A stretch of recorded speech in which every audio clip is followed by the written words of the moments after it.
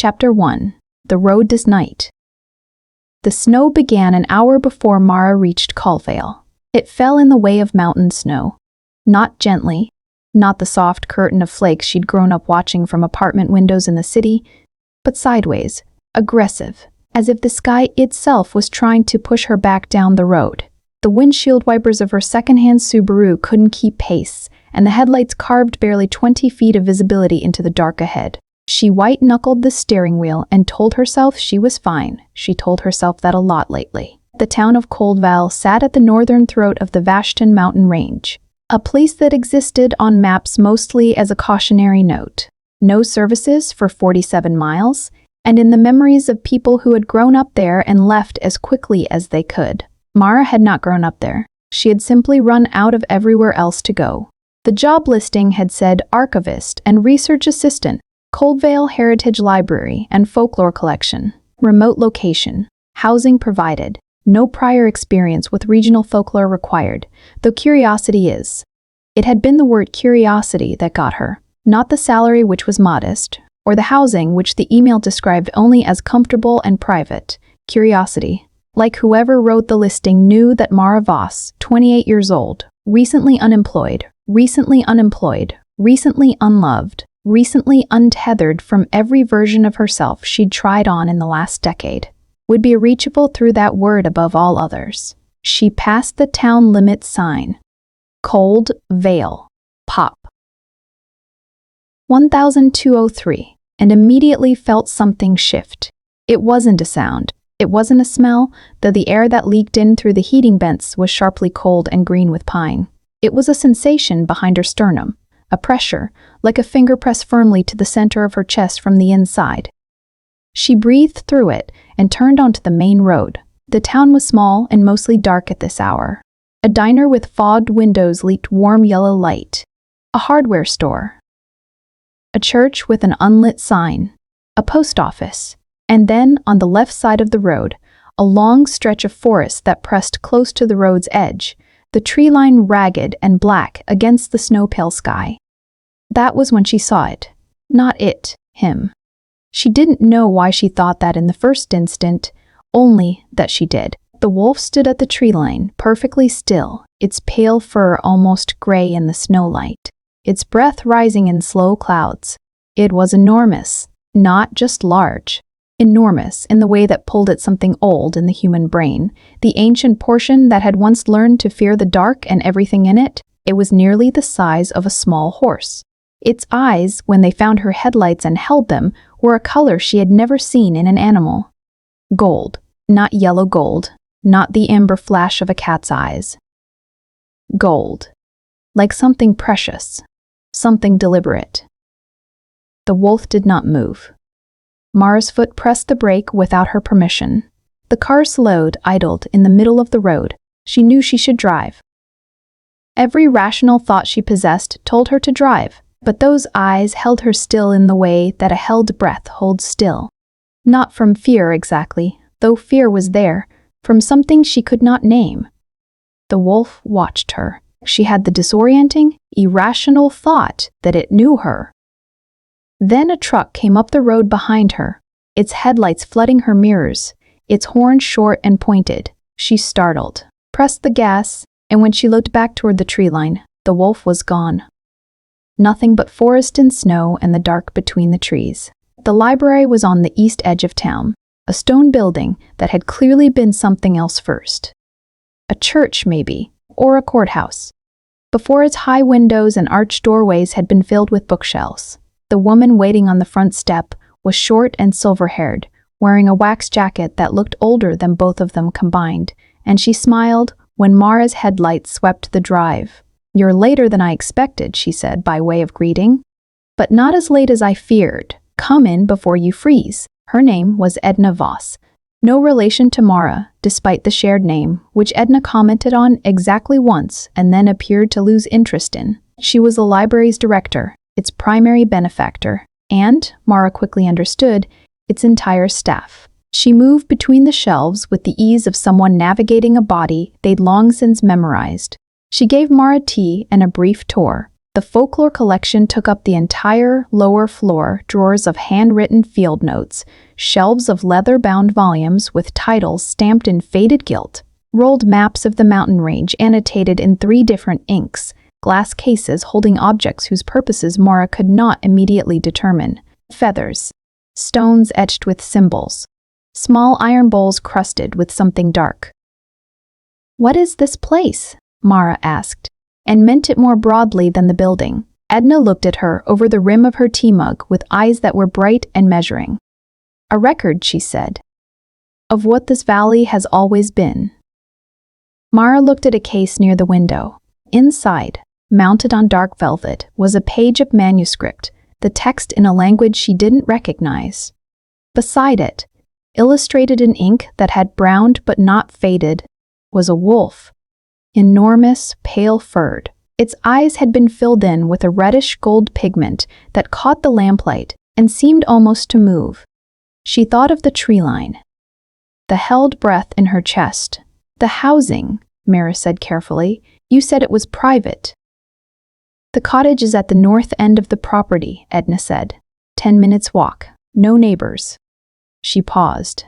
"You'll hear the forest at night. Most people find it unsettling at first." "And then?"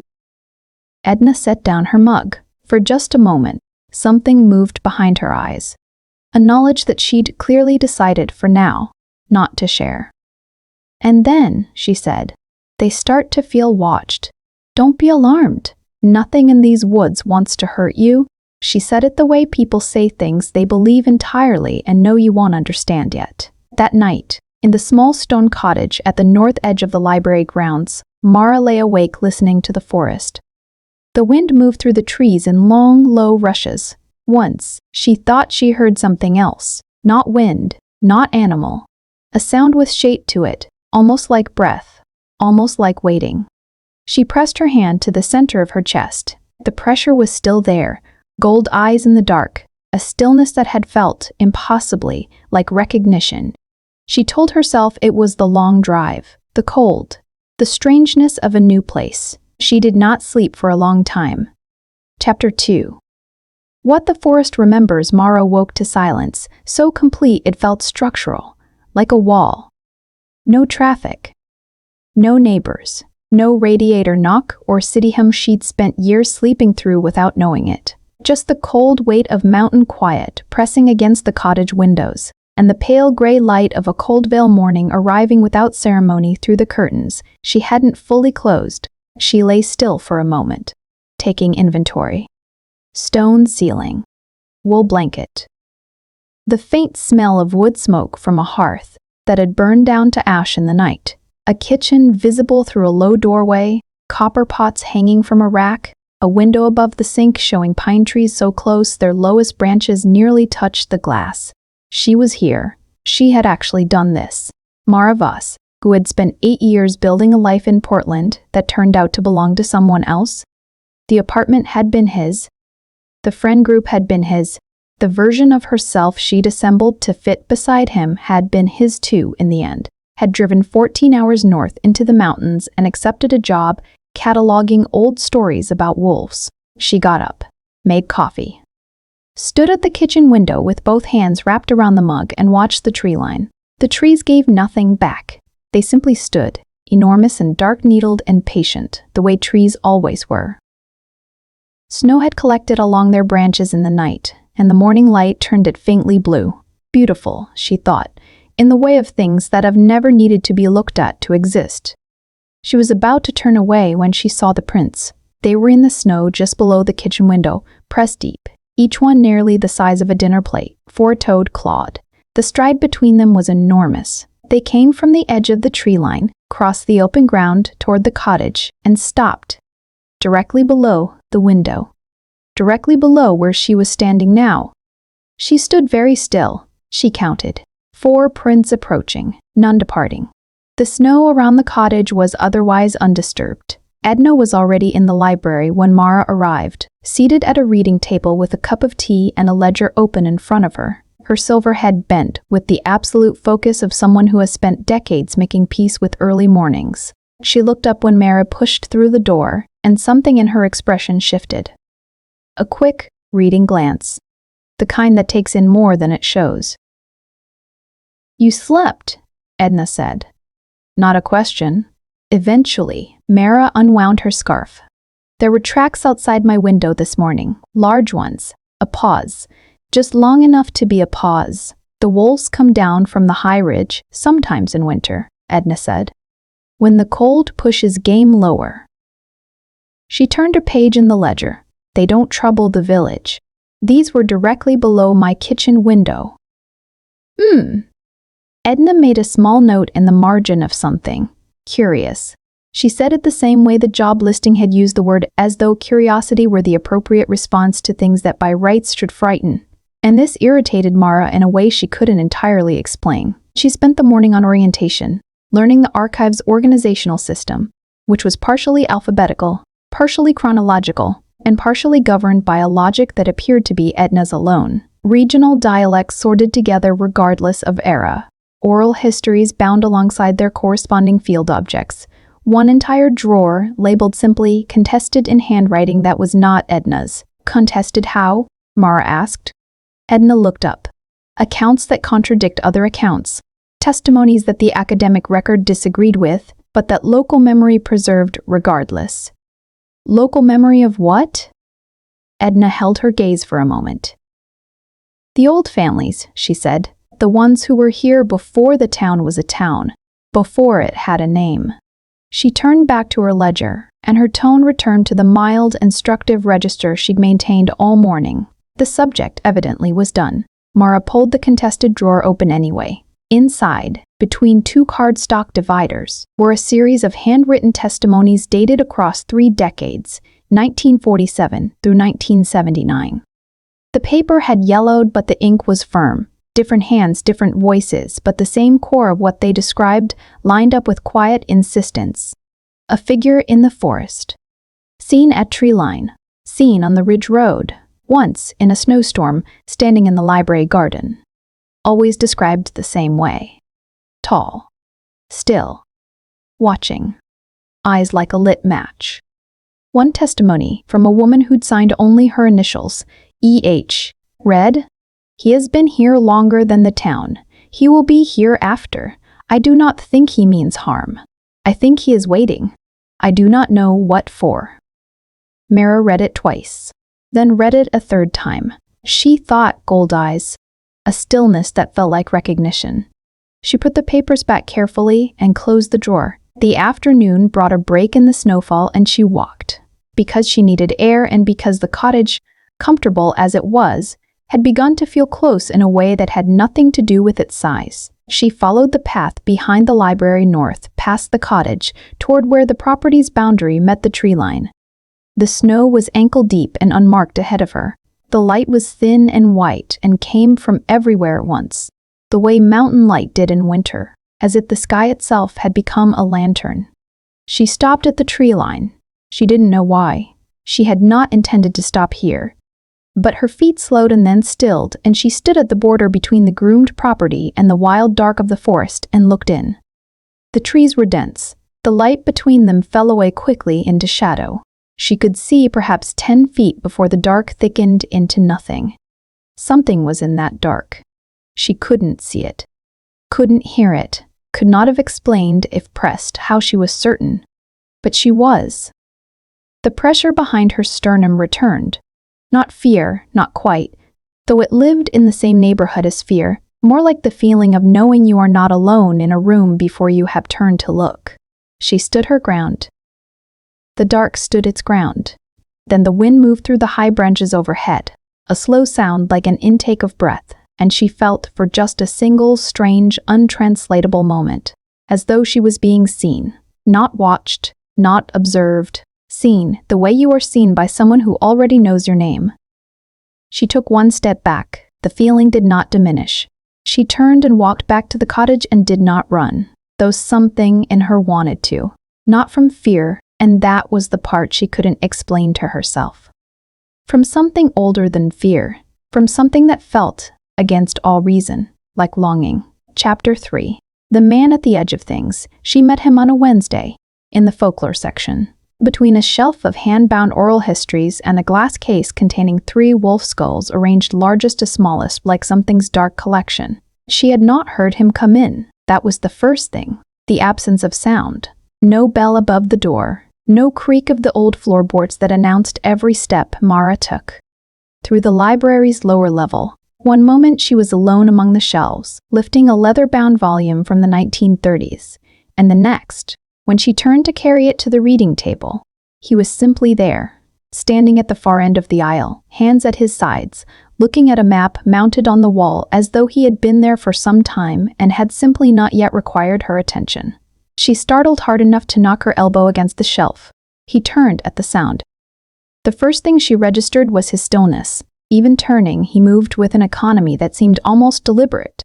No wasted motion, no reflexive apology for startling her. He simply turned and looked at her, and the looking was so direct and so unhurried that it pushed the breath from her lungs in a way she immediately resented. He was tall, dark-haired, with several days of growth along his jaw that wasn't quite a beard. His eyes, when the reading lamp caught them, were a color she had seen before and not been able to stop thinking about since. Gold, precise and still, and very old. "I'm sorry," Mara said, though she was not the one who had materialized without warning in a closed archive. "I didn't hear you come in." "The door sticks in cold weather," he said. "It doesn't ring." His voice was low and even, with a texture like something drawn slowly across stone. He looked back at the map on the wall. The gesture was not rude, it was simply conclusive, as though the conversation had reached its natural end and he was comfortable in the silence that followed. Mara was not comfortable in the silence that followed. "Are you a member?" she asked. "Of the archive, we have a research registry. Edna would know if Edna knows I'm here," he said, still looking at the map. She waited for more. He did not provide it. She carried her volume to the reading table, sat down, and opened it. She did not read a single word on the page she'd opened to. She was aware of him the way you are aware of a source of heat in a cold room, not looking at it directly but oriented toward it regardless. Your body making calculations your mind hadn't sanctioned. He stayed for 40 minutes. He did not remove any books from the shelves. He moved slowly through the lower level, pausing at the cases, at the mounted maps, at the drawer labeled "Contested," which he did not open. And once, briefly, at the window that looked out toward the cottage and the tree line beyond. When he reached the window, he went very still. Not the considered stillness of a person in thought, the absolute stillness of something that has heard a sound no one else can hear. Mara watched him over the edge of her book. He stood at the window for a long moment. The gray light fell across the side of his face, and she could see the line of his jaw, the set of his shoulders, the particular quality of his attention, focused outward, past the glass, past the garden, into the tree line, as though something there required acknowledgement. Then he exhaled once, slowly, and turned away from the window. His eyes found hers across the length of the room. He had known she was watching. She understood that immediately. He had known the entire time and had simply allowed it, which was somehow worse than being caught. She looked down at her book. "You're the new archivist," he said. "Yes." "How long have you been in Coldvale?" 2 days. A pause. In it, she had the unnerving sensation of being assessed. Not the way a person is assessed, sized up for threat or interest. The way a place is assessed. The way someone who knows a landscape very well looks at a new thing that has appeared in it. "It's a strange town to come to voluntarily," he said. "Most places are strange if you look at them long enough." Something moved at the corner of his mouth. Not quite a smile. The shadow of the consideration of one. "That's true," he said. He moved toward the door. She should have let him go. He was clearly a man who had no interest in being kept, but her mouth opened before the sensible part of her brain could intervene. "The map you were looking at," she said. "The one on the wall. Do you know what the markings mean? The ones along the ridgeline. They're not topographical. They don't match any notation system I've seen in the collection." He stopped. His hand was on the door frame, and he turned just enough to look back at her. Not fully, as though committing fully to the turn would be a concession of some kind. "They mark territory," he said. "Whose?" A longer pause this time. The gold eyes held hers with an expression she couldn't translate. Not evasion, not deflection, more like a careful selection, a decision about what, precisely, to give. Old families, he said, the same phrase Edna had used, delivered in the same tone of something that was true and incomplete simultaneously. He left. The door closed behind him without a sound. Mara sat for a long time after he was gone. The library settled around her. The small sounds of an old building in the cold. The dry breath of forced air through ancient vents. The occasional shift of something in the walls. Outside, the light was failing toward the early dark of a winter mountain afternoon. She pulled her notebook toward her and wrote, because writing was how she thought.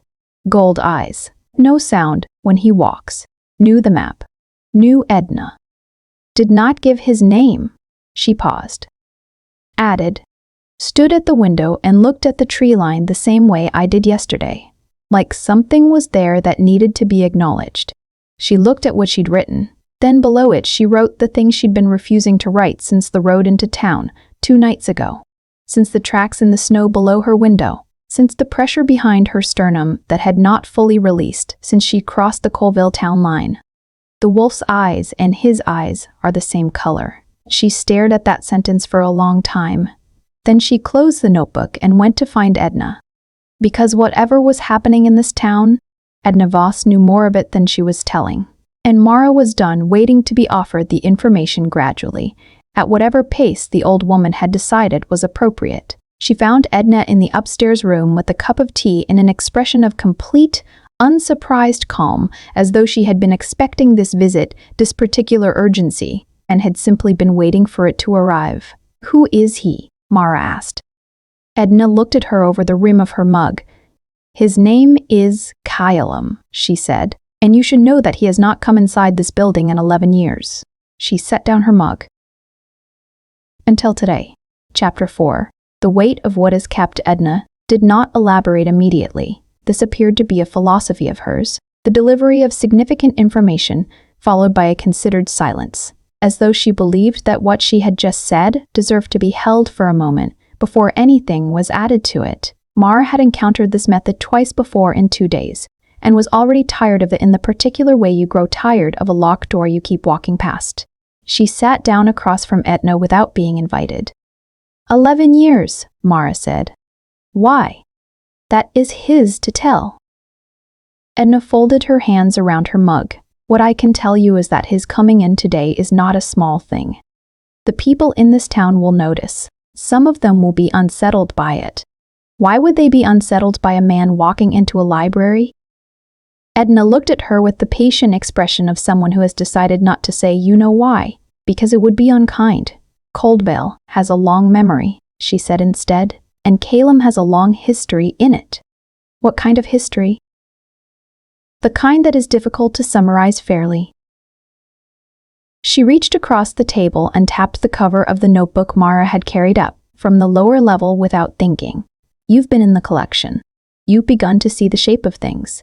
I'd rather you form your own understanding before I color it with mine. It was a reasonable thing to say. Mara resented it anyway. He said the markings on the ridge map indicate territory, she said.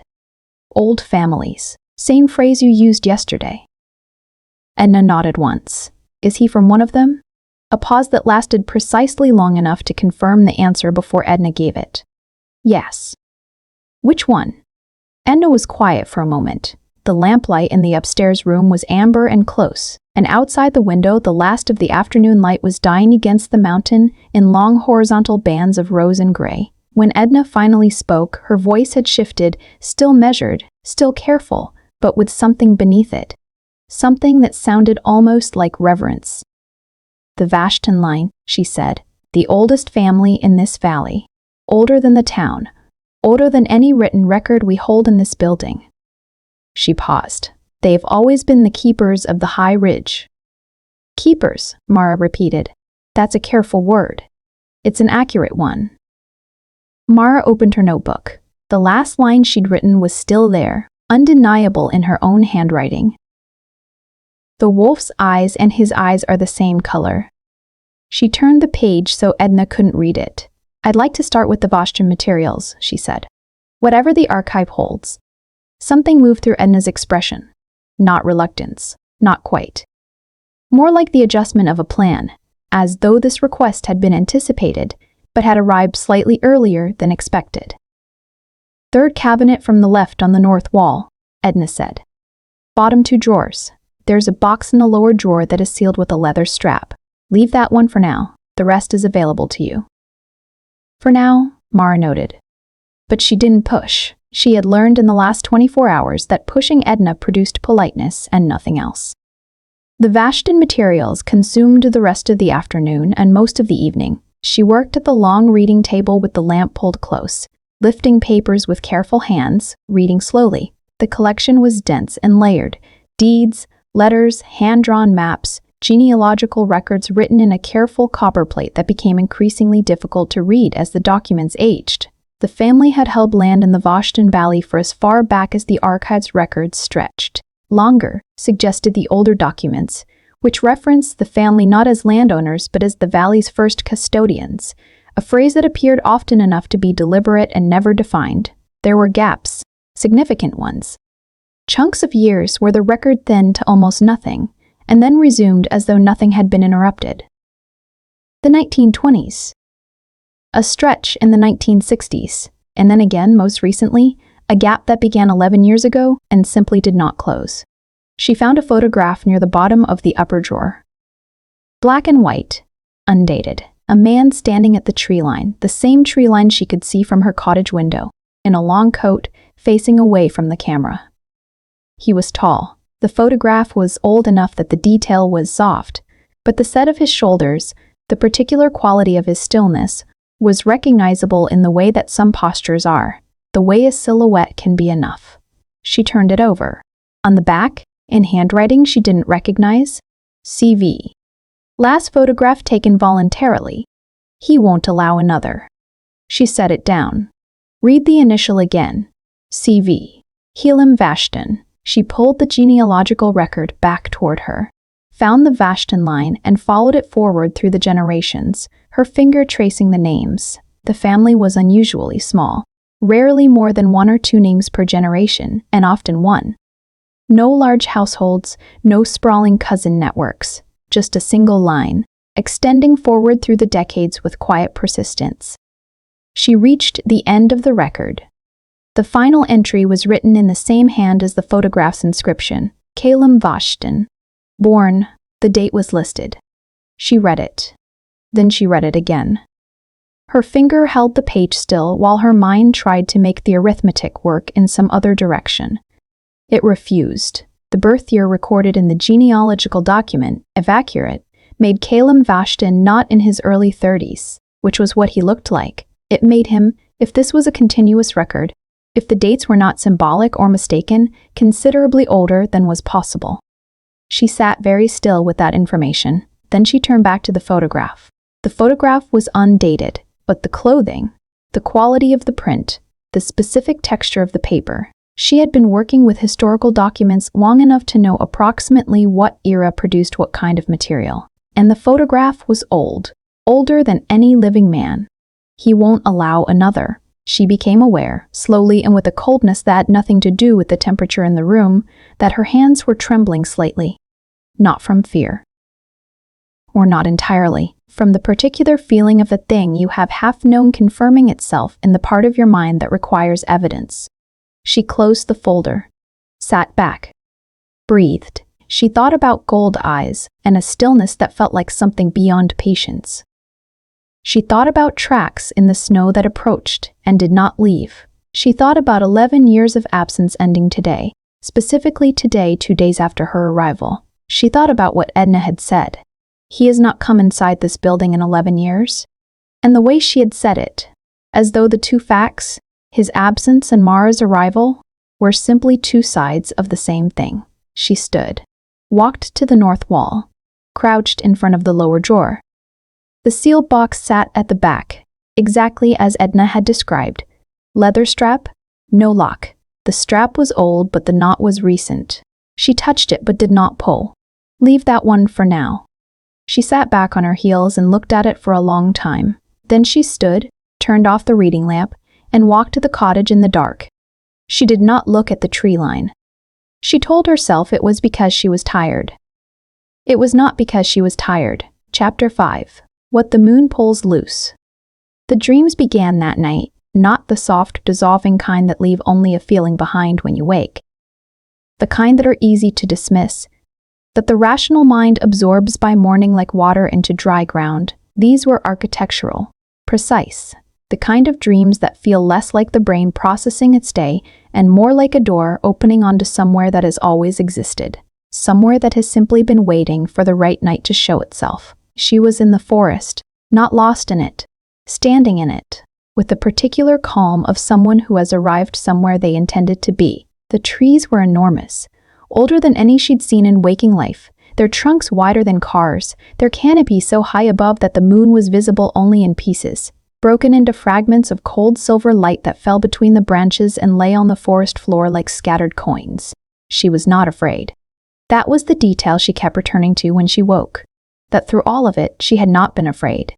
She had been something else, something older than afraid, something that lived in the body below the level of language. In the dream, she walked. The forest gave way ahead of her in the way of dream spaces, trees parting without moving, the path revealing itself beneath her feet. She followed it without questioning, because in the dream the following felt as natural as breathing, as gravity, as the logic of water running downhill. She came to a clearing. At its center stood a stone, not a boulder, not a natural formation, but a shaped thing, deliberate and very old, carved with markings she almost recognized, almost could read, the way you almost recognize a word in a language you studied once a long time ago. The stone was dark with age and pale with lichen, and at its base, burned into the ground in a perfect circle, was a ring of ash. She stepped toward it. And he was there. Callum stood at the far edge of the clearing, at the tree line, exactly as still as he had been in the library and on the road and in every image the archive had given her of the Vashton line. He was watching her, not with the calculating attention of someone trying to determine what a person is, with something rawer than that, something that lived below strategy. Recognition. Hunger. Grief. Almost. Though that last one made no sense and she held it at arm's length. She took another step toward the stone. His head moved. The smallest motion? Not a warning, not a command. A plea. Don't, the motion said. Not yet. She stopped.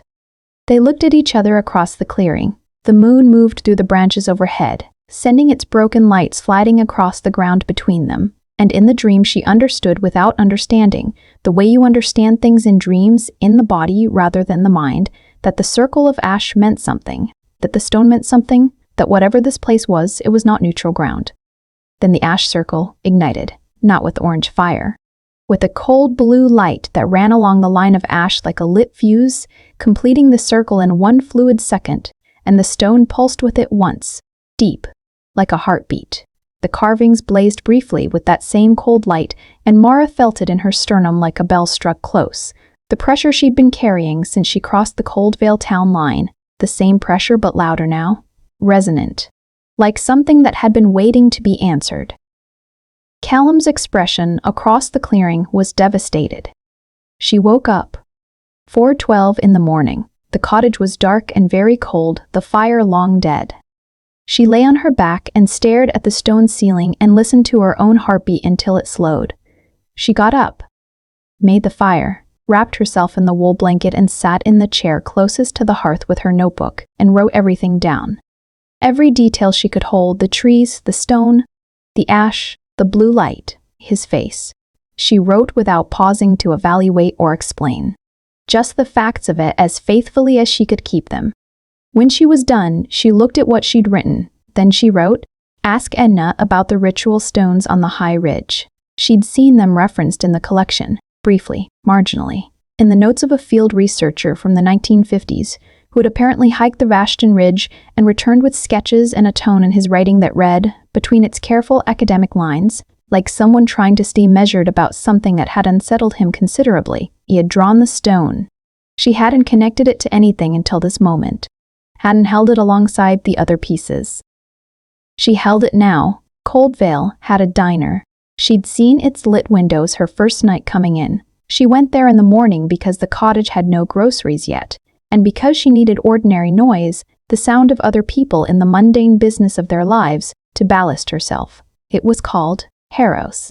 It was warm and smelled of coffee and fried bread and something sweet she couldn't immediately identify, and the woman behind the counter had the broad, unhurried competence of someone who had run the same room for decades and had no remaining anxiety about it. Mara took a stool at the counter and ordered coffee and eggs.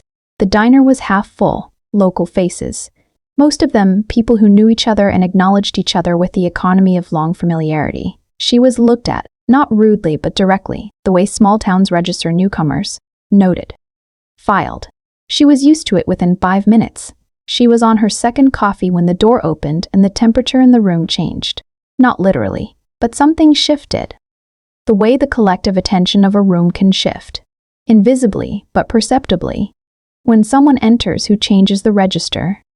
Conversations didn't stop.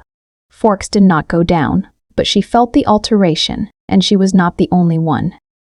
Callum walked to the far end of the counter and sat. He ordered without looking at the menu, a short exchange with the woman behind the counter, who treated him with the specific courtesy of someone who was being careful. And then he looked down at the table and was still. He had not looked at Mara. She was absolutely certain he knew she was there. She drank her coffee. She thought about the dream, the clearing, the stone, his face at the moment the ash circle lit, the devastation in it, the not yet. She turned on her stool. "What is the ritual stone on the high ridge?" she said. The diner did not go silent, but it did something adjacent to silent, a dampening, a held quality. The way a room sounds when several people simultaneously decide to listen without appearing to. Callum turned his head slowly and looked at her. The gold eyes held hers with an expression that was compound and unreadable and very, very old. "Where did you hear about that?" he said.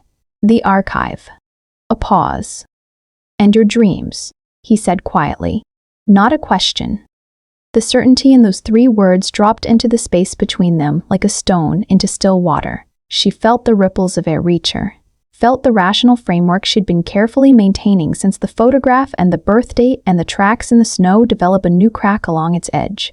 "You need to stop going to the tree line at night," he said. His voice was low and even and carried no inflection. She could read as threatening. It carried instead something that was almost worse. The flat, certain weight of someone who has already seen what happens when this particular warning is not followed. "Why?" she said. He looked at her for a long moment. Something moved behind his eyes. That flicker she'd caught in the library. The shadow of something vast and old and carefully contained. "Because the stone knows you now," he said. "And what the stone knows, the ridge remembers." He stood, left money on the counter without counting it, and walked out. The diner breathed again. Mara sat with her cooling coffee, and the weight of what she was beginning, despite every reasonable instinct she possessed, to believe. Chapter 6. The Shape of Old Fire. She went to Edna that same afternoon and laid everything on the table. Not literally. She kept the notebook closed, kept her voice level, kept the particular tone of someone who has decided to treat impossible things as simply another category of information to be processed. It was a tone she developed in graduate school and seminars where the correct response to any evidence was measured skepticism, and it served her now the way a good coat serves in uncertain weather. Not warmth exactly, but protection. "I need to see the sealed box," she said. Edna looked up from the catalog she was cross-referencing. She did not look surprised. She looked, if anything, like a person arriving at an appointment they had scheduled some time ago. "What happened?" she asked. Mara told her. The dream. The stone. The clearing with its circle of ash and cold blue fire. The way Callum had known about the dreams before she'd mentioned them, at the diner, with the quiet certainty of someone describing weather they had watched coming in from a long way off. Edna listened without interrupting. When Mara finished, the old woman was quiet for a moment, her eyes on the middle distance, her hands folded on the catalog with a stillness that reminded Mara, uncomfortably, of the way Callum went still. "The box was not meant to stay sealed forever," Edna said finally. "I wanted you to find your footing first, to arrive at your own questions before I handed you the answers. That was perhaps." She paused, choosing her word with visible care. Overcautious of me. She rose and led Mara downstairs. The box was smaller than Mara had expected. Dark wood. Unremarkable. The leather strap holding it closed, worn soft with age. Edna placed it on the reading table and stepped back in a way that made clear the opening of it was Mara's to do. Mara undid the strap. Inside, a manuscript, hand-bound, its cover tooled with the same markings she had seen on the stone in her dream. Beside it, folded in oilcloth, a single large sheet, a map. She understood when she carefully unfolded it of the Vashton Ridge, more detailed than anything in the main collection. The stone was marked on it, the ash circle was marked on it, and radiating outward from that central point, drawn in a reddish ink that she chose not to think too carefully about, were lines connecting it to 7 other points along the ridge. 7 stones. She hadn't known there were 7. "What is this?" she said, though she was already reading, already pulling meaning from the manuscript's opening pages with the focused hunger of someone who has been hungry for the information long before they knew what they were looking for. Edna sat across from her. "It is the most complete record we hold of the moon binding."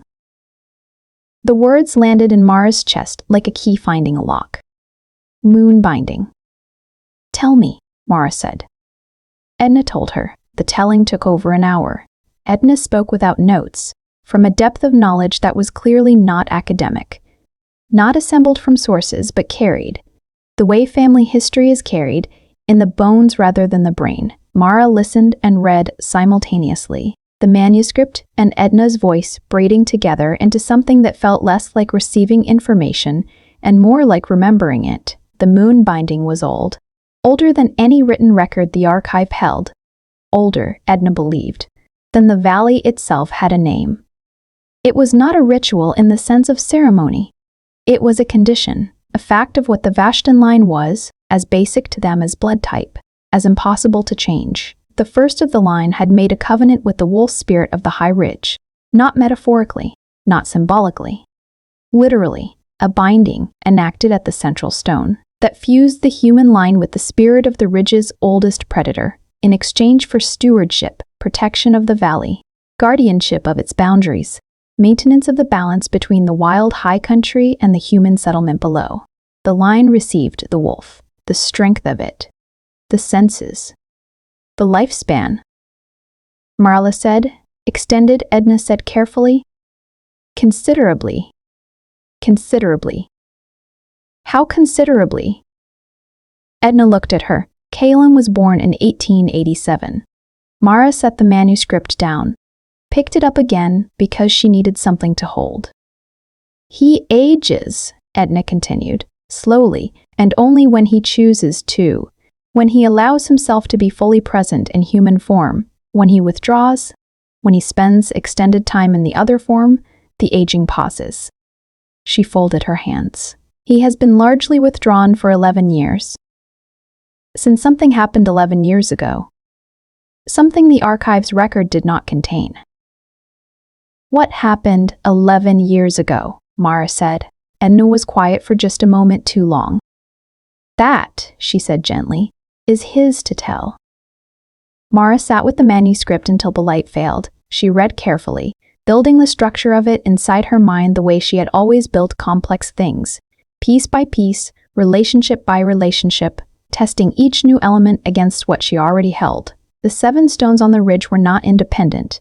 They were a system, a network of binding points that together maintained the covenant, each one holding a portion of the original agreement. The central stone was the anchor. The others were, in the manuscript's language, the witnesses. As long as all 7 held, the binding was stable. The wolf spirit remained tethered. The steward remained whole. But the manuscript also described what happened when the binding weakened. She found the passage near the back, the handwriting there more urgent than the careful script of the earlier sections, as though whoever wrote it had been writing in a hurry or in distress. When the covenant is not renewed at the appointed time, the stones begin to wake of their own motion. The binding long set grows restless. It seeks completion from outside the line if the line will not provide it. It calls to the one it recognizes, the old soul, the returned, the one marked before their first breath in this life by the ridge's choosing. She read it twice, 3 times, the one marked before their first breath. She pulled her sleeve up. On the inside of her left wrist, a birthmark she had carried her entire life without thinking about it. Small, irregular, the shape of something she'd never been able to name. She held it under the lamp. The shape on her wrist and the central marking on the manuscript's cover were the same. She sat very still for a long time. Then, she looked at the map again, the 7 stones, the lines connecting them. The central stone marked with the symbol she carried on her skin. She had not come to Coldvale because of a job listing. She understood that now, felt it settle into place with the quiet, irrevocable weight of something that has always been true. The listing had found her. The word curiosity had reached her because it was meant to reach her, because whatever the ridge wanted, whatever the binding was calling toward, it had been patient enough to arrange the pieces carefully. She closed the manuscript, sat back, looked at the ceiling. Outside, the moon was rising. She could feel it, an absurd thought, an impossible one. Except that she could, a warmth across her left wrist, a low resonance in her sternum, the pressure that had lived there since she crossed the town line, pulsing now with a slow tidal rhythm. She had been marked. She had been called. And Calum Vashton, who was 138 years old and who had not entered this building in 11 years, had come inside the day she arrived, had looked at the tree line through the library window with the expression of a man confronting something he had been avoiding, had told her in a diner full of people to stay away from the stone. Not with coldness, not with authority, with fear. Not for himself, for her. She picked up her coat, walked to the door. Edna was at the top of the stairs, already watching, her expression carrying the settled quality of someone who has passed a long vigil and seen the thing they were waiting for finally arrive. "I need to talk to him," Mara said. "I know," Edna said. "Do you know where he is?" Edna looked toward the north window, toward the tree line, the ridge, the dark rising shape of the mountain against the evening sky. "He hasn't left," she said simply. Chapter 7. The cost of staying. She found him at the tree line. Of course she did. Where else would a man who was also something older than a man position himself between the human world and the wild one, at the exact seam between them, in the last 20 feet of open ground before the forest took over completely? He was standing with his back to her when she came through the library garden, his hands at his sides, his face toward the dark interior of the trees, and the moon was up now, nearly full, laying its cold light across the snow in long blue-white sheets that made the whole world look like something preserved in glass. He heard her coming. She knew he heard her. Every step she'd taken since leaving the library's back door had been audible in the hard-packed snow, and whatever his senses were, they were not less than human. But he didn't turn.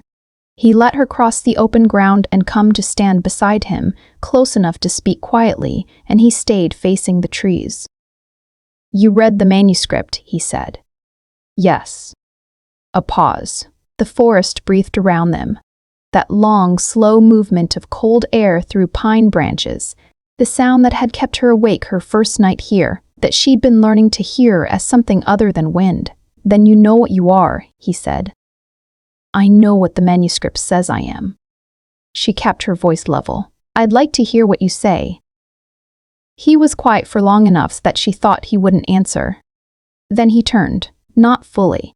The same partial turn he'd given her at the library door, that quality of a man rationing his own attention, as though full attention were a resource with a cost he was careful about spending. In the moonlight his eyes were extraordinary, not the lamplight gold she'd seen in the library, richer than that, deeper the way gold looks when it is very old and has never been polished. They held hers with an expression that was so complex and so unguarded, just for that moment, that she felt the breath leave her body. "You are the called one," he said. "The binding chose you before you were born. Your bloodline carries the mark going back 7 generations. Further, probably. But that's as far as I know. Every generation, the ridge looks for its complement. The one who can complete the covenant renewal. Sometimes it finds someone. Sometimes it doesn't." He paused. "It hasn't found one in a very long time." "How long?" 60 years. What happened 60 years ago? Something shifted in his face. A tightening around the eyes, a compression at the jaw. The last called one came. The renewal was attempted. It failed. He turned back toward the trees. She didn't survive the ritual.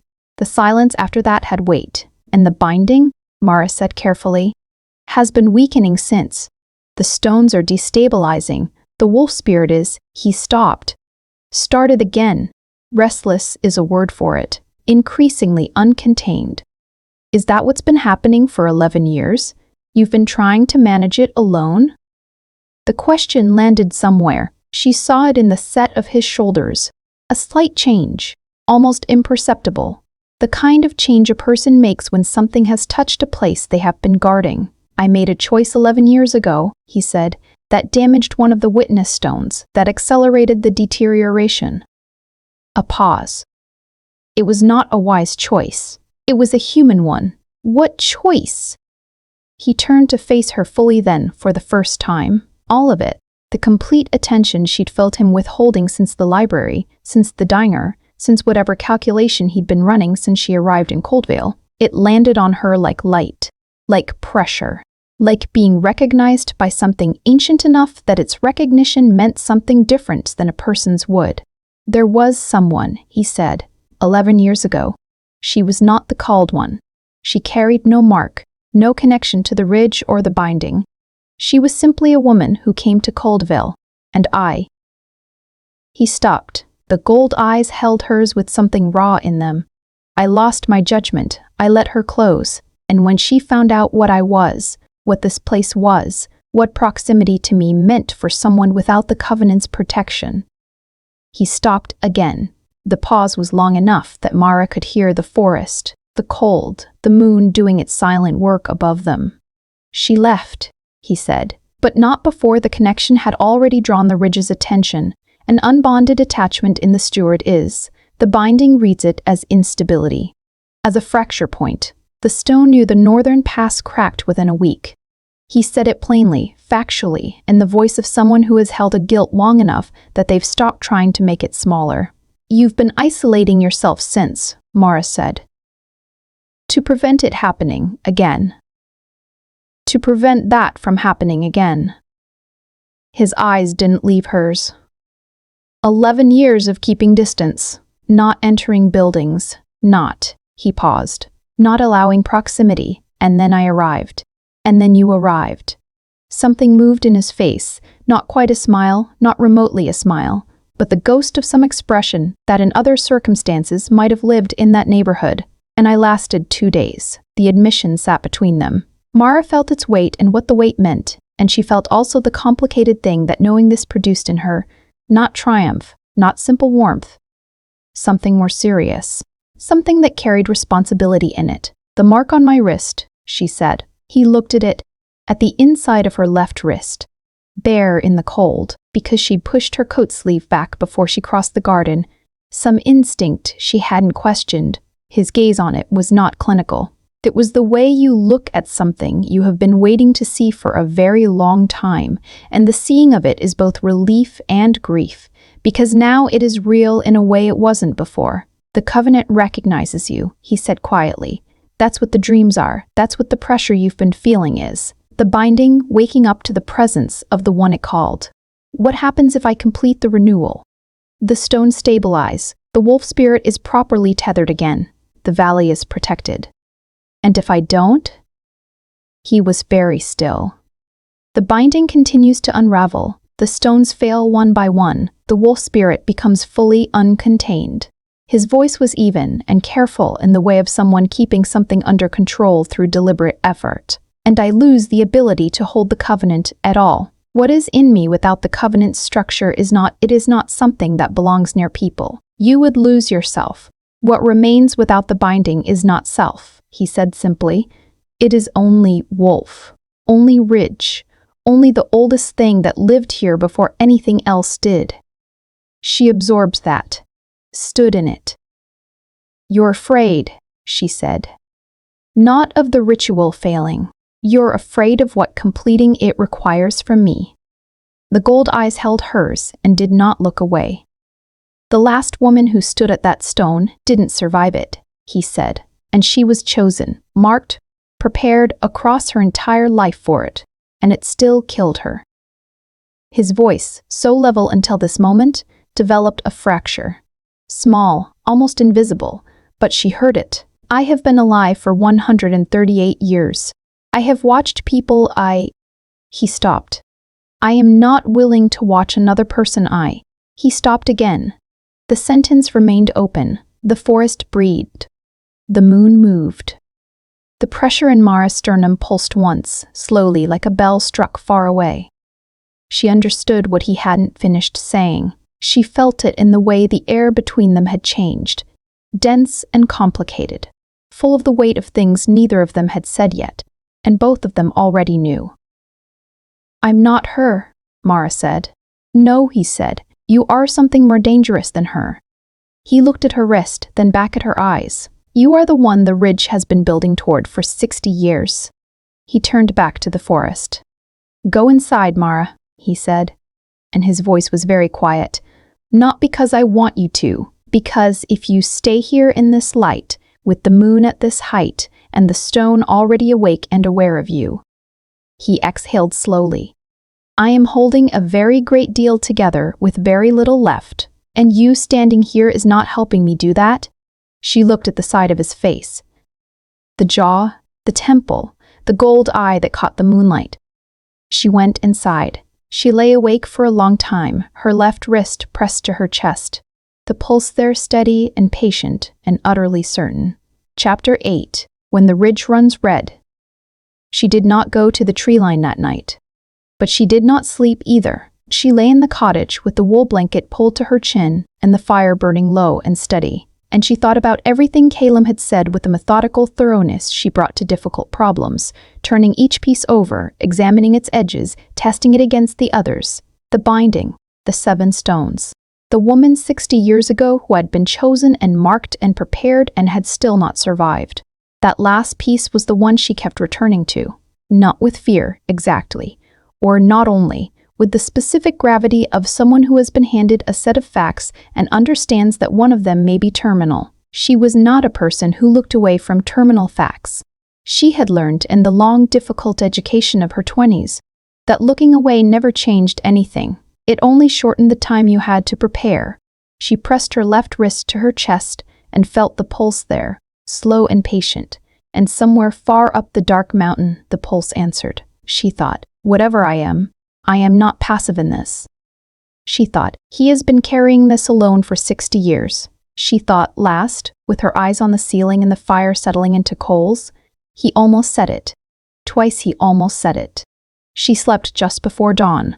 In the morning she found the manuscript open on the reading table. She had left it closed. She was certain of this. She had closed it deliberately the previous evening, had smoothed the cover flat with both hands before she left. But it lay open now, and it was not open to the pages she had been reading. It was open near the back, to a section she had not yet reached, the handwriting there the most urgent in the entire document, the pen pressed hard enough in places to score the page beneath.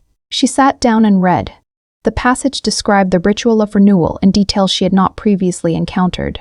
The preparation, 7 days of proximity to the central stone, the mark awakening gradually as the binding recognized its called one. The completion enacted at the stone at moonrise, both the steward and the called one present, both willing, both unguarded. The risk. The ritual required the called one to take the covenant's full weight into themselves momentarily, to bear the entirety of what the binding was, to hold it without the steward's protection while the renewal enacted. The duration, the manuscript read, is not long, but it is absolute. The called one must be strong enough in their own nature to hold the old fire without being consumed by it. It is not a matter of physical strength. It is a matter of the quality of the self, the depth of it, the coherence of it. Those who survive are those who know precisely who they are when the fire enters them. Those who do not. The sentence ended there. Whether the writer had stopped deliberately or the page had been damaged, the rest was gone. She stared at the truncated sentence. Those who know precisely who they are. She thought about that for a long time, about the version of herself she'd been before Colvale, assembled around other people's expectations, shaped by relationships that had wanted her to be smaller and quieter and less inconveniently curious. About the woman who had answered a job listing in the mountains because a single word reached through every layer of who she'd been pretending to be and found something true underneath. She thought, I know who I am. I have been finding out with increasing certainty for the last 4 days. She closed the manuscript, stood. She was in the archive's upper room when she heard the first sound, a low, resonant vibration, not quite a sound, more a quality of the air. A pressure change that she felt first in her ears and then, a half-second later, in her wrist. She stood still and waited, and it came again.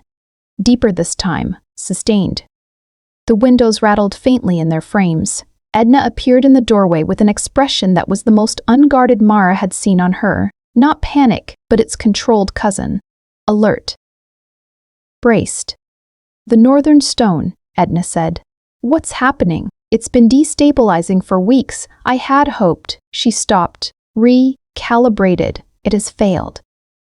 The vibration came again, longer this time, rolling through the building's stone foundation like something moving far below the ground. From outside, in the direction of the forest, Mara heard a sound she did not have immediate language for, vast, layered, the sound of something enormous becoming less contained. She was moving before she decided to move. Mara? Edna's voice was sharp. You are not prepared. The full 7 days of proximity. How long do we have before the other stones follow? A pause. At this rate of cascade, hours. Perhaps less. She was already pulling her coat on. Then I don't have 7 days. The ritual without preparation could, I read the manuscript. She turned to face Edna. All of it. The part about knowing precisely who you are. She held the old woman's gaze. I know who I am. Edna looked at her for a long moment. Something moved through her expression, something old and complicated and ultimately resolved. She gave a single nod. The forest was different at a run. She had walked it only from the edge, from the safe position of the library garden with the open ground at her back. Moving into it now, following the path that the ridge somehow provided, she felt the trees close around her with a weight that was not hostile, but absolute. The weight of things that have been here since before human witness, and will be here after. The snow was deep off the path, and the moonlight, even in daylight's absence, found its way through the canopy in pieces. She was not alone in the forest. She became aware of it gradually. First a sound, the careful movement of something large in the trees paralleling her path, pacing her without crowding. Then his presence, the specific quality of being watched by something intelligent, not the diffuse, watched feeling of the tree line at dusk. Something purposeful. Something that knew where she was going and was ensuring she arrived. She did not slow down. The path opened into the clearing faster than geography should have allowed. The stone stood at its center, exactly as in her dream. Larger in reality than she had imagined, its carved markings moving in the cold blue light that pulsed from it in slow, urgent waves. The ash circle at its base was burning, that cold fire she'd seen in the dream. Alive now and real and running in a continuous line around the stone's perimeter, responding to each pulse of the stone's light like breath responding to a heartbeat. Callum was already there. He stood between her and the stone, and his face when he turned to her was stripped of every careful management she had watched him maintain. No rationing of attention. No half-turned concession. He looked at her fully and completely with the gold eyes that were brighter here in the clearing than they had been anywhere else. Incandescent, almost, with the ridge's light behind them. I told you, he started. The northern stone failed, she said. Edna said we have hours before cascade. Something moved through him. She watched it, not the controlled absorption she'd seen before, something that cost him more. The collision of fear and relief and something else, something he had been holding at distance for 11 years and could not hold at distance here, in this light. With the stone awake and the binding singing in the air between them. It is not ready, he said. You are not prepared. The proximity period alone should take, look at my wrist. He looked. The mark was luminous, not metaphorically, literally a light, the same cold blue as the stone's pulse, tracing its shape in her skin with a brightness that threw faint shadows on the snow at their feet. She had not noticed it begin. It had simply arrived, fully the moment she entered the clearing. "The ridge has been preparing me since I crossed the town line," she said, "whatever the 7 days of proximity accomplish. The waking of the mark, the binding's recognition, it has been happening since the moment I arrived. 4 days of living inside whatever this place is, whatever you are, whatever I am." She held his gaze. "I am prepared." He looked at the mark, looked at her face. The struggle in his was visible and profound, and she felt it in her own chest because the binding between them was not abstract anymore. It was live and present, and moving in both directions simultaneously. "If you are wrong," he said quietly, "there is nothing I can do once it begins. I know. If the old fire is too much, I know." She stepped closer. The stone's pulse quickened, a faster rhythm, the blue light intensifying. Her wrist blazed warm. "I know all of it, Salem. And I am choosing it anyway." He looked at her for a long time. The forest held its breath. The cold fire ran its patient circle at the stone's base. Then he stepped aside. Chapter 9. What survives the fire? She stepped into the circle. The cold fire did not burn. She had braced for it, had consciously prepared herself in the 3 steps between where Caleb stood and the circle's edge, had set her jaw and drawn a breath and decided to accept whatever the sensation was without flinching. That there was no heat, no pain, only a quality of air that changed the moment she crossed the line. Thicker, somehow, and alive with something she didn't have language for. Charged was too small a word. Awake was closer. As though the space inside the circle was a different category of place than the clearing, than the forest, than any space she had occupied before. She faced the stone. Up close it was massive, nearly twice her height, its surface not smooth but worked, every inch carved with the markings she had spent 4 days learning to half-read. She understood more of them now than she had this morning. The manuscript had given her the grammar of it, if not every word, and she moved her eyes across the stone's face with the deliberate focus of someone reading something in which every sentence matters. Covenant, ridge, wolf, return, witness, hold. The central marking, her marking, the one she carried on her wrist, was at the stone's heart, larger than the others, carved deeper. When she raised her left wrist and held it toward the stone, the blue light flared between them. Mark to carving, and the pulse that had lived in her chest since Coldvale became suddenly, completely insistent. She pressed her palm flat against the stone. The world came apart, not violently. That was the thing she would try to describe afterward and fail. There was no violence in it. It was more like a frequency shifting, a note changing into the note it had always been beneath the one you could hear. The clearing, the snow, the cold fire around her feet, all of it remained visible and present, but something else became present simultaneously, overlaid on the physical world like a second image on the same piece of glass. The ridge. All of it, at once. She felt it the way you feel a room with your eyes closed. Its dimensions, its contents, its particular quality of space. The 7 stones and their positions, each one like a specific note in a chord. 6 of them still holding. The 7th, the northern one. A silence where sound should be. The absence of it was a physical sensation, a gap in the structure, cold air through a broken window. And beneath all of it, deeper than the stones, older than the covenant, older than the first of the Vashton line who had come to this clearing and made his bargain in the dark. The wolf, the ridge's wolf, not Caleb. This was what Caleb carried, what the binding had tethered and contained for over a century. It was vast in a way that the word vast does not cover.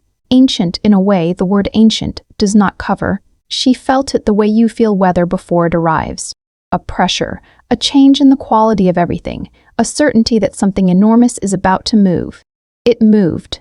The old fire came into her like an intake of breath, not rushing, not violent, but unstoppable, the way water fills a vessel, finding every corner and hollow. She felt it reach the edges of herself, the exact perimeter of what she was, every decision she had ever made, every wound she carried, every version of herself she'd shed, and every part she'd kept. The fire pressed against all of it.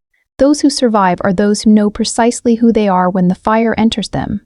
She knew. She was Mara Voss, 28 years old, who had driven 14 hours into the mountains because a job listing used the word curiosity, and something in her that had survived every smaller version of herself recognized it as the truest thing she'd been offered in years. She was the woman who wrote things down because writing was how she thought, who looked at the contested drawer and opened it immediately, who stood at the tree line until the dark stood back. She was the woman who had been assembled around other people and survived the disassembly and found, in the quiet after, something more coherent than what had been there before. She was the called one.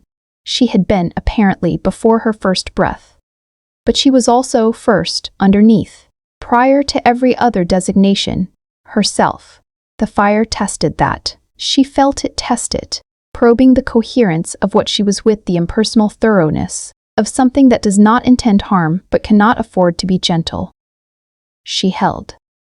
Not by force, by density, by the simple fact of being so thoroughly herself that there was no gap for the fire to find, no hollow where it could take up residence in place of her.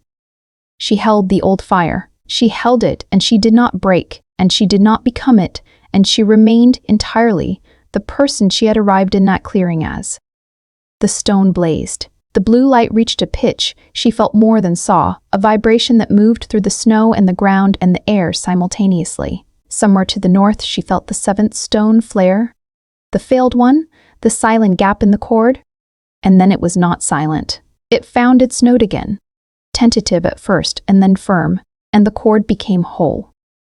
The fire moved through her and out of her and into the stone, and the stone held it. The circle's cold flame steadied, lowered, breathed. She became aware of the cold first, then her own weight, the fact of her body, her knees on the snow at the stone's base. She had no memory of kneeling, but she was kneeling, both palms still flat against the carved surface. She lifted them. The mark on her wrist had gone quiet, its light extinguished, its shape unchanged, but cool and still as it had been for 28 years before 4 days ago. She was still here. She sat with that knowledge for a moment. Let it be simple. Then she felt him behind her. She didn't hear him cross the circle's boundary. She didn't hear his footsteps in the snow. She simply became aware of his presence, the way she had become aware of it in the forest on her way to the clearing. A quality of the air, a shift in the weight of the space around her. She turned.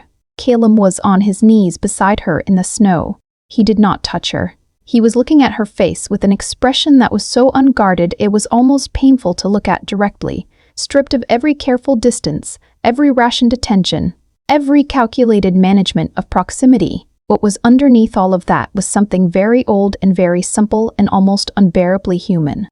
Relief and grief, and something that had no single name, something that lived in the space between those two and encompassed both. "You held it," he said. His voice was barely above a sound. "I told you I knew who I was," she said. Something moved across his face. That almost expression she caught glimpses of since the library. The shadow of something that in other circumstances, in a man with fewer reasons to be careful, would have been easy to read. "I have watched you," he said, "from the tree line, from the forest, from every careful distance I maintained, and I have told myself that what I was doing was protecting you, that my keeping away was a form of care." He paused. That was not entirely honest. "I know," she said. "I was also protecting myself." The gold eyes held hers. "Because you arrived in this town and the binding recognized you immediately, and so did I. And the last time I let recognition matter, I damaged a stone and spent 11 years learning that isolation is not the same thing as safety." "But you came into the library," she said. "I lasted 2 days," he said, and this time the shadow of the expression resolved. Not a full smile, but the genuine forerunner of one, brief and undefended. That is a significant deterioration from 11 years. "Or improvement," she said, "depending on your position." He looked at her for a long moment. The clearing was very quiet. The stone behind her was warm at her back, not the urgent blazing warmth of moments ago, but a settled, low warmth, the warmth of something stable. The cord of the 7 stones held somewhere in the ridge above them, steady and complete. "The covenant is renewed," he said. "What you did." He stopped. It should not have been possible in 4 days. It should not have been possible without years of preparation. The woman 60 years ago was prepared for it differently than I was, Mara said. I think the ridge spent a long time getting ready for me specifically. He was quiet for a moment. Then, yes, I think it did. The space between them was different than it had been at the tree line, at the diner, in the library. The distance he had maintained, the managed, deliberate distance of a man who understood his own dangers and acted accordingly, was not absent. But it had changed shape. It was no longer the distance of avoidance. It was simply the space between two people who were not yet touching, which is a very different thing. He reached out, carefully, with the deliberateness of someone who has been very still for a very long time, making one considered, intentional movement. He placed his hand over her marked wrist. The warmth was immediate and quiet, and the pressure in her chest, that had been with her since Coldville released, fully, finally, and was replaced by something that was not absence, was its opposite, was presence, clear and certain, the specific sensation of something that has been searching, arriving somewhere it recognizes. Neither of them spoke. The forest held them. The moon rose higher. The stone kept its patient warmth at her back. It was, she thought, enough. For now, it was more than enough. Chapter 10. The Wolves That Hunger. 3 days after the renewal, the row pack came down from the high pass.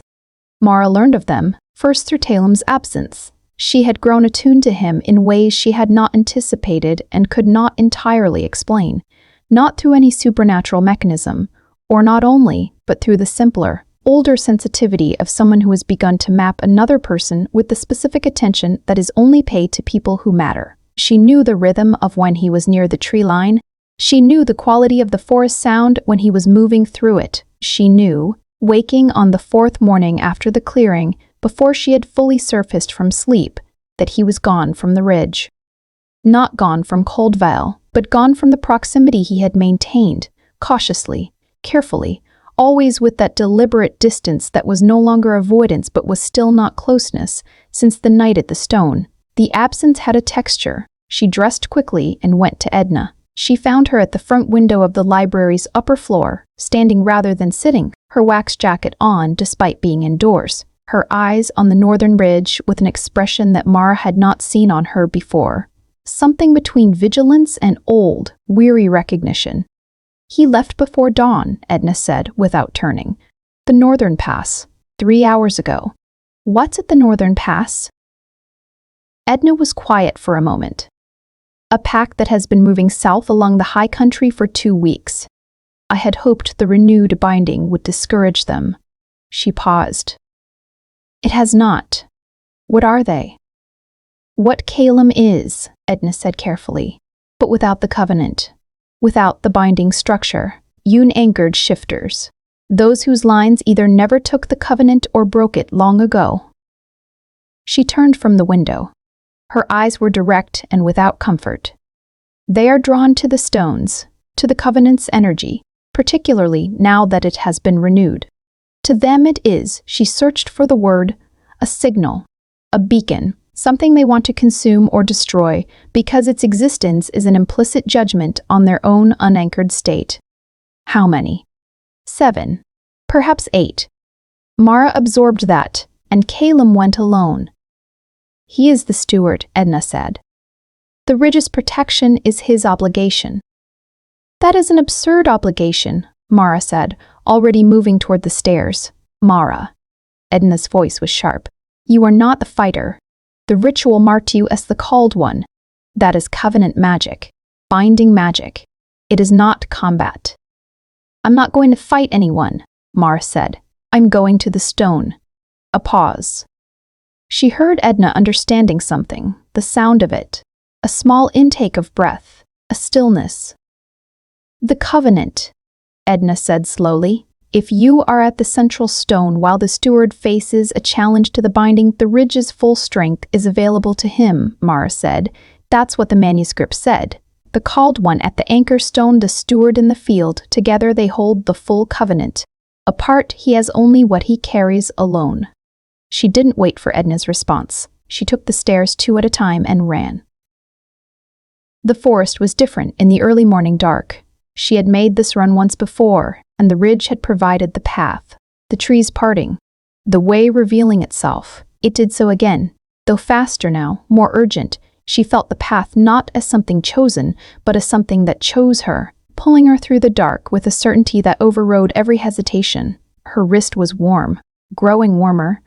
The mark had been dormant since the renewal, but it was awake again now, not blazing, not the frantic pulse of the night of the ritual, but steady and purposeful. A compass reading. She entered the clearing at a run and stopped.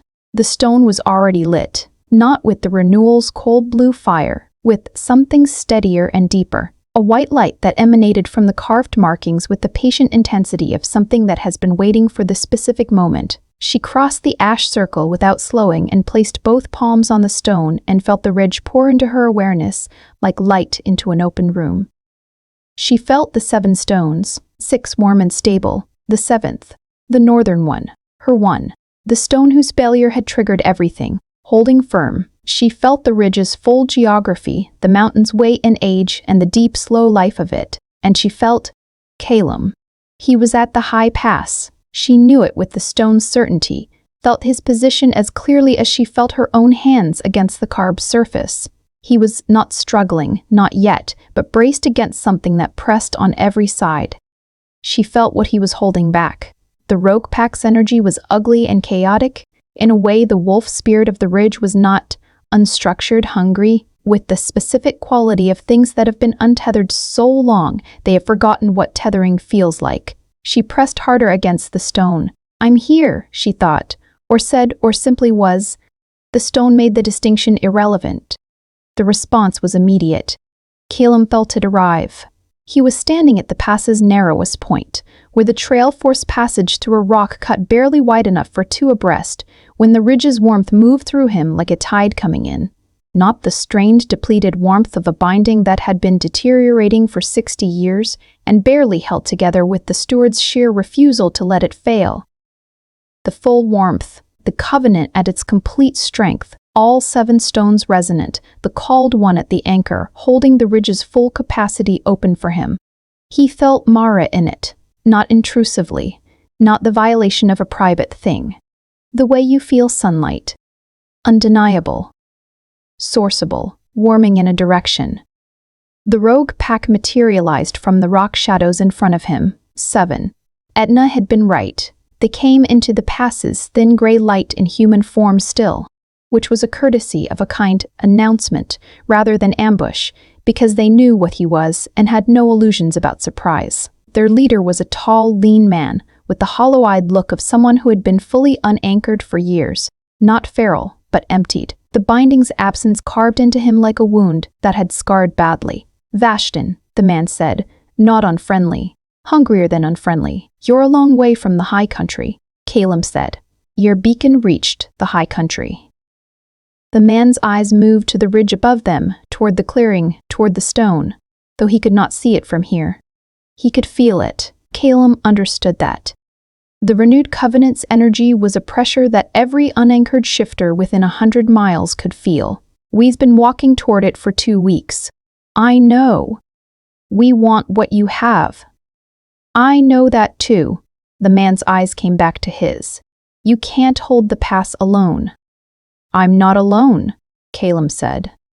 The man paused, reassessing. Calum saw it, the recalculation behind the hollow eyes. He could feel the pack's collective attention shift, registering the change in the covenant's output. The fuller strength of the binding, channeled through him, was a different thing from what they'd been tracking south. Larger, more coherent, more itself. "The called one," the man said, and something in his voice was not hunger now, was something older and more complicated. Was grief, Calum thought, the grief of something that had known covenant once and lost it. "Yes," Calum said. A long silence. The wind moved through the rock cut. The ridge hummed. "We don't want destruction," the man said finally. His voice had changed register, the performance of threat falling away to something rawer underneath. "We want..." He stopped. The hollow eyes, in this new light, were not predatory, they were exhausted. We want what the binding is. We want to feel anchored. Callum regarded him for a long moment. He had not expected this. He had prepared for violence, had come to the pass with the full understanding that what came next would likely be physical and brutal and costly. He had not prepared for the possibility that what the rogue pack wanted was not destruction, but the same thing all untethered things want, to belong to something larger than themselves, to have their wildness held in a structure that gave it meaning. He knew that wanting. He had carried it for 138 years. You can't have our covenant, he said. It isn't transferable. But, he paused, felt the ridge's warmth in his chest, Mara at the stone, the full weight of a renewed binding behind him. He had, for the first time in 60 years, reserves to draw on. The ridge has 7 stones. The covenant was written for a steward and a called one. It was not written to be exclusive. The man was very still. What are you saying? I'm saying that an unanchored pack living in the high country above a binding's territory is a structural problem for both parties. And I'm saying that the woman at that stone is considerably more creative than I am, and this conversation should probably include her. He turned. Began walking back down toward the clearing. After a moment, he heard 7 sets of footsteps follow. Chapter 11. Everything the valley keeps. She heard them before she saw them. Footsteps in the forest. Multiple, careful. The specific sound of people moving through snow with the deliberate courtesy of those who understand they are approaching something sacred. 8 sets of footsteps. She counted them without meaning to. The ridge's awareness giving her the number before her ears confirmed it. She did not move from the stone. She had been at the anchor through everything, through the distant pressure of the confrontation at the pass, through the moment she felt it shift from potential violence to something else she couldn't name, but felt as a loosening, a change in the quality of the tension. She'd held the ridge open the entire time, both palms flat, her marked wrists pressed to the central carving, the white light emanating steadily around her. She was not tired.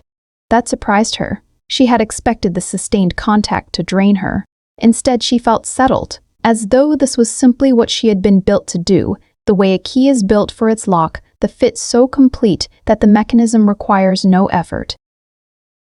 Callum came through the tree line first. His eyes found her across the clearing immediately and held there with the full, unmanaged attention she had come to understand was not his default setting, but his truest one. The expression that appeared when he had run out of reasons to manage it, relief and something else, something warm and complicated, moving across his face in the clearing's white light. Behind him came 7 strangers. They stopped at the tree line and did not cross into the clearing uninvited. That restraint told her something, that whatever they were, they understood the stone's significance, respected its perimeter. They stood in a loose group and looked at her with expressions ranging from wariness to a raw, undisguised longing that she found unexpectedly moving. The man at their front was tall and hollow-eyed, and when he looked at the stone, his face did something complicated and private. "This is Mara," Callum said. He had crossed the ash circle and stood beside her, close enough that she could feel his warmth through her coat. "The Covenant's called one." He said it simply, without ceremony, with the matter-of-fact quality of a man who has spent considerable energy arriving at a fact and is now finished arguing with it. "He says you have ideas," the hollow-eyed man said to her. His voice was rough, the consonants worn smooth by what she guessed was years of minimal speech.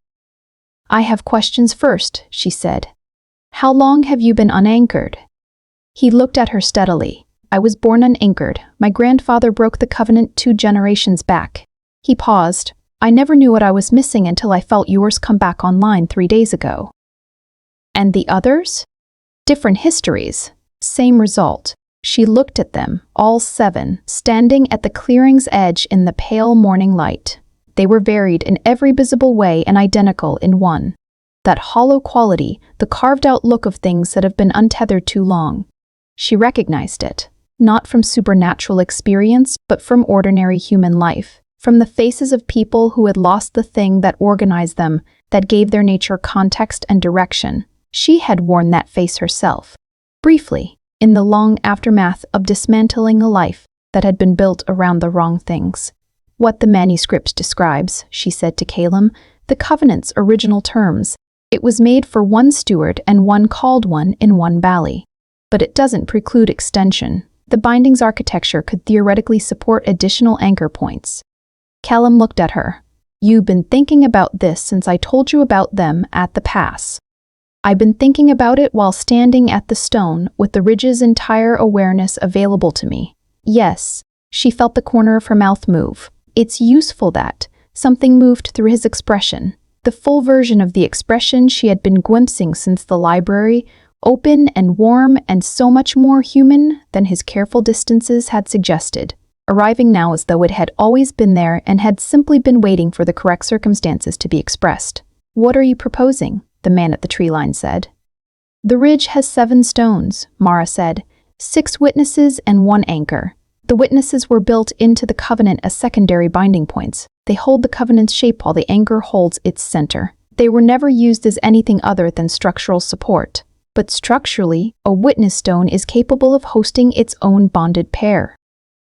She looked at Edna, who had arrived at some point during the past standoff and stood now at the clearing's edge, her silver head inclined, her expression of a woman watching a plan she had been quietly holding in reserve for some time come to its natural fruition.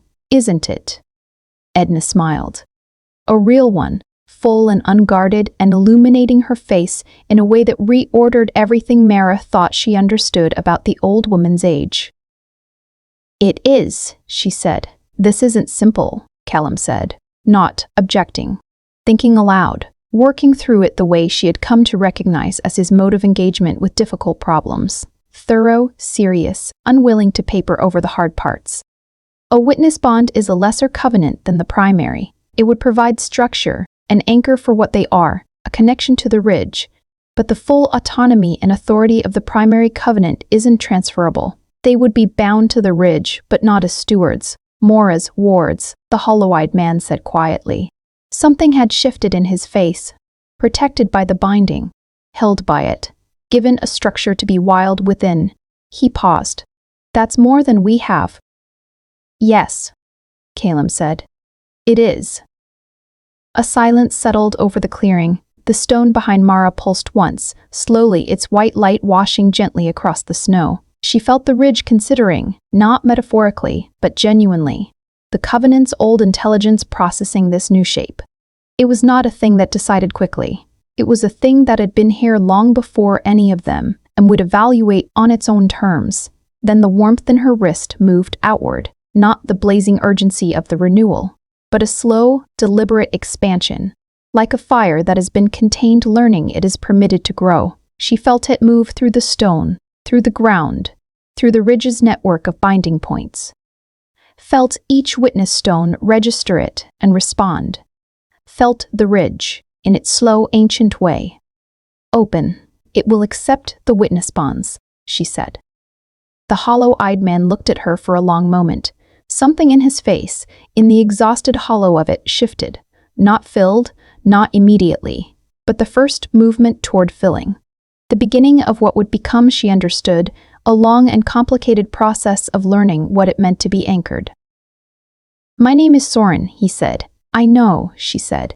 She didn't, but the ridge did, and the ridge's knowledge had become available to her, and she was still learning where she ended, and it began. They did not complete the witness bondings that morning. That took weeks.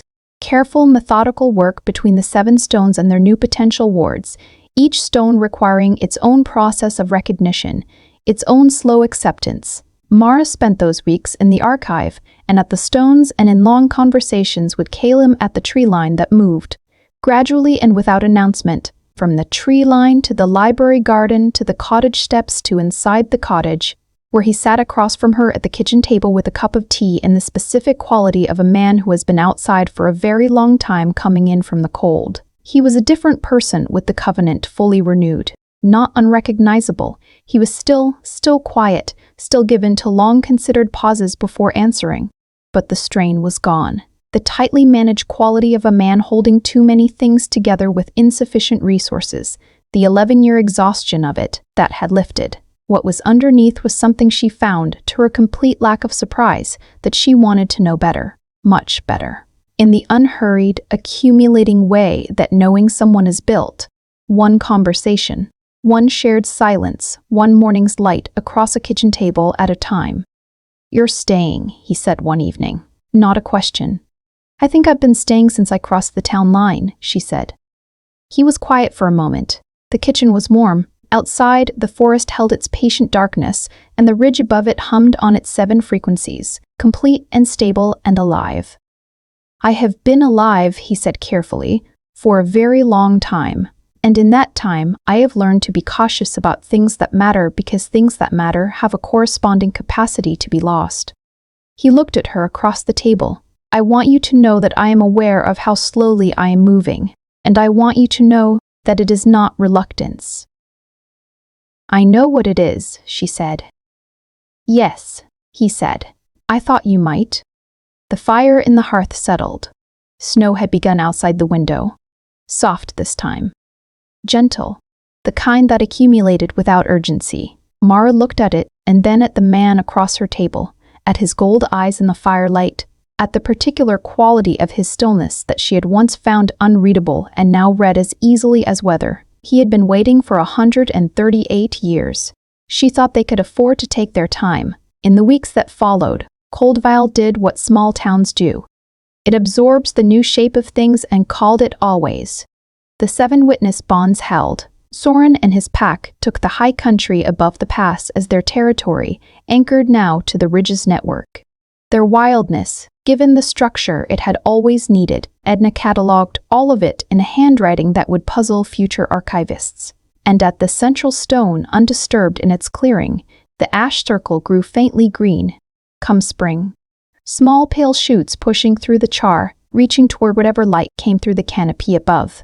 Mara noticed them on a morning in late March. Callum beside her, both of them standing inside the circle with the ease of people who have learned that some thresholds, once crossed, become simply places you inhabit. She took his hand. The ridge, in its ancient and unhurried way, approved.